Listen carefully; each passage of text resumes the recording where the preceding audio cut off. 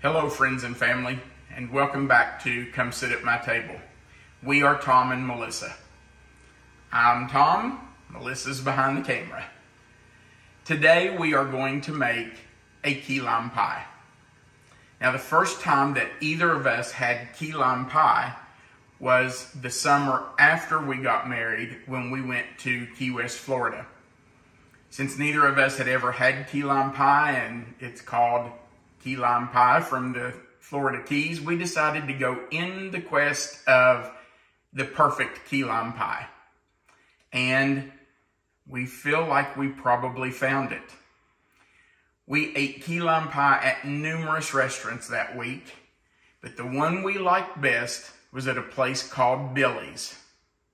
Billy's, unfortunately, is no longer in Key West. They closed and sold out to another restaurant, but that key lime pie really made us want to find the perfect recipe. So we came home and we started searching for key lime pie recipes, and we were shocked to find that the one we liked best and the one that we felt was closest to that key lime pie that we had at Billy's was the most simple recipe out of all of them. So today I'm going to show you how to make it. It's very quick and easy. I think you'll love it if you try it. We're going to start by preheating our oven to 350 degrees. It doesn't have to bake very long, but you do need to have your oven preheated. In your key lime pie, you're going to need 7 egg yolks. Not the whole egg, just the egg yolks. And you can see that I have already separated those out. And I have egg whites back here that we will use later for probably egg white omelets. But we're only going to use the 7 egg yolks. You're going to need 2 cans of Eagle brand sweetened condensed milk. Now, if you can't find Eagle brand, that's okay. You can use a store brand. But it needs to be sweetened condensed milk, not evaporated milk. Make sure you have sweetened condensed milk. And then you're going to need 1/2 cup of key lime juice. Now, the brand that we find most often in our stores here is called Nellie and Joe's, and it's a really good brand. We really like it. So just whatever key lime juice you can find, you can use, but that's the one that we use most often. And then you're going to need a graham cracker crust. If you want to make your own graham cracker crust, you can. It's pretty simple to make one, really. It's just a couple of sleeves of graham crackers, a stick of melted butter, and about 1/4 cup of sugar, and then just press it into your pie pan. But honestly, these are very good and they're easy to use. So just get yourself a pre-made graham cracker crust. All right, we are going to move over to our mixer and get started. So let's move everything over and we'll get this mixed up. I'm going to start with the 2 cans of Eagle brand milk. Honestly, it doesn't matter what order you put these in. You're just going to put it all in your mixer and mix it up together. So I just usually put the Eagle brand milk in first. I'm not sure why, but I always do. And of course, we want to get every single drop of that out of there. We don't want to waste a bit of it. All around the corners. And of course, around the rim. That one's pretty good. And our 2nd can of sweetened condensed milk. I think I said at the beginning of this, you can use whatever brand of sweetened condensed milk. I've used the Walmart brand, Kroger brand, off brands. Honestly, I don't see a whole lot of difference in them. Sometimes there's a little bit of difference in the color, but the taste is pretty much the same. So use whatever you've got available. Then we'll put in our 7 egg yolks. One of my egg yolks broke on me, but that's okay. We'll just scrape it out of here. Get every bit of it. And then half cup of our key lime juice. And I always shake it because key lime juice does have some sediment in it, pulp, I guess. So you don't want that at the bottom. One thing you're not going to put in a key lime pie, ever, which I've seen people do. There goes our half cup of key lime juice. You're never going to put in food coloring. I don't know why people think key lime pie is green, but it's not. It's not the color of the zest of the key lime. It should be the color of the juice, which is a yellowish, palish yellowish color. So now we're just going to stir that up. We'll let it mix for just a minute. Make sure that everything's incorporated. You want to make sure those eggs are broken up and in there good. And you want to let it beat for a minute or two just to get some air into it, make it nice and fluffy. You don't have to beat it hard, but just honestly, it already smells good. It smells really good, doesn't it? You can smell that key lime juice and that Eagle brand milk. And you will notice as you're beating it, after it beats for, I don't know, 30 seconds to a minute, it gets a little thicker. It starts to already thicken up. I think it may be the reaction between the key lime juice and the eggs. I'm not sure, but I can already tell in here that it's starting to get thicker. So you just want to let it beat for, I don't know, a minute or so. And let it get mixed up well and let it thicken a little. Then you want to scrape your beater, of course, because we want to get all of that in the pie shell. I went to the store to get a pie shell this morning, and I usually use a regular sized graham cracker crust shell, but all they had were the 10-inch crust, which is larger than what I normally use. So it may not be quite as full as normal, but that's okay. It won't hurt it. I should have also said earlier that it's not necessary, but if you want some Cool Whip or Reddi Whip or something on top of your pie, you can get that too, but of course that's not necessary. We do like it on top of ours, so usually I have a can of Reddi Whip. Okay, let's go over and put it in our pie shell.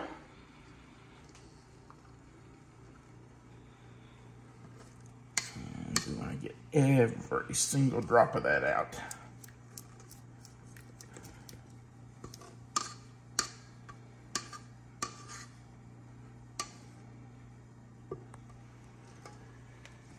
Normally, the pie shell that I use is really full. Sometimes too full. In fact, sometimes I haven't been able to get all the pie filling in the shell. So, it's kind of nice. Leaves a little room for your Cool Whip later. Got to plan ahead. That's a good point. Can you see how this is thickened? Look here at the top of it. You can see where it's not running together. It's pretty amazing that it does that. I'm almost sure it has to be the reaction between the key lime juice and the eggs. Has to be thickening those egg yolks. All right. Shake that just a little bit to even it out. Now, I always put my pie on a cookie sheet, something to keep it from sitting right on the rack. I don't know. Maybe it makes no difference, but I like to put it on there. And this cookie sheet is probably close to 40 years old. I've used it a million times. All right, so we're going in the oven, 350 degrees. It does not take long.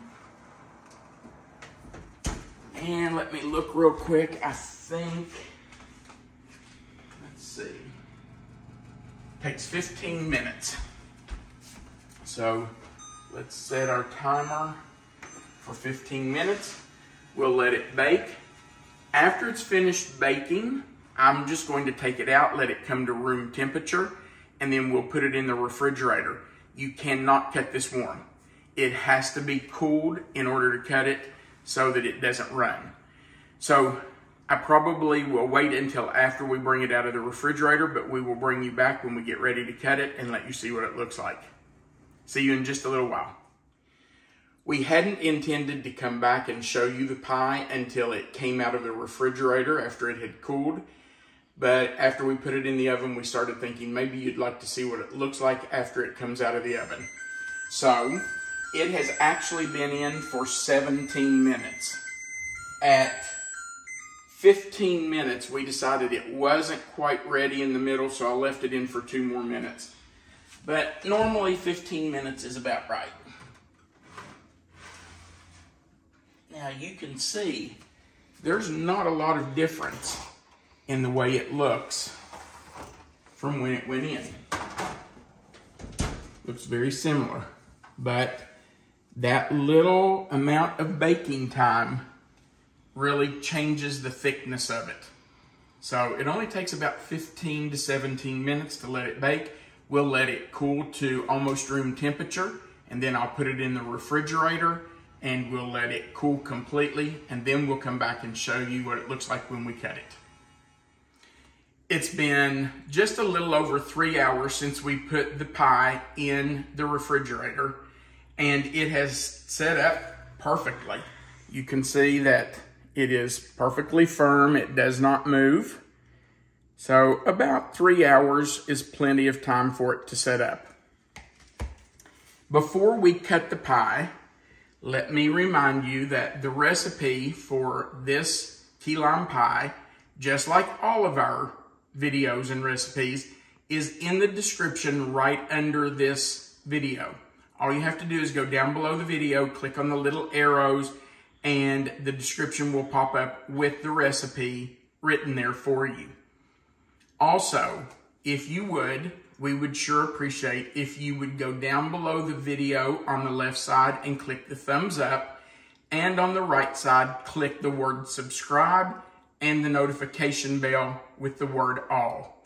And then, of course, if you would help us grow our channel by sharing our videos and sharing our channel with other people, just spreading the word so that others will join with us. All right, let's cut this pie and see what it's like.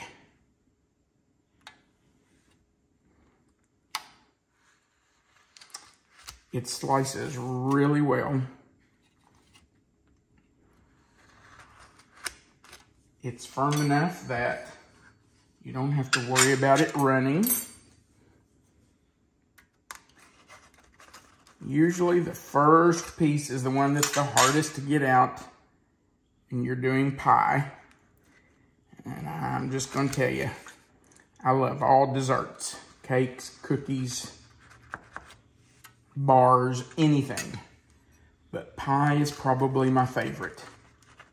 And of all the pies, key lime is one of my very favorites. Now look at that beautiful slice of pie. Remember that we talked about that key lime pies should be a yellowish color, not green. It should never have green food coloring. Now, you don't have to do this, but we love Cool Whip or Reddi Whip on key lime pie. I don't know, it just goes well with it. You do not have to do that, but if you want it, you can put it on there. A big scoop of Cool Whip is just as good too. So let's just put a little dollop and show you what a pretty pie that really is. And then let's do the best part. Let's take a bite.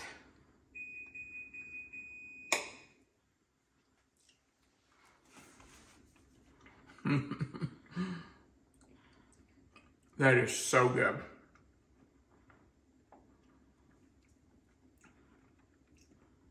It's just a little tart from the key lime juice. It's a little sweet from the Eagle brand milk. And it's really good.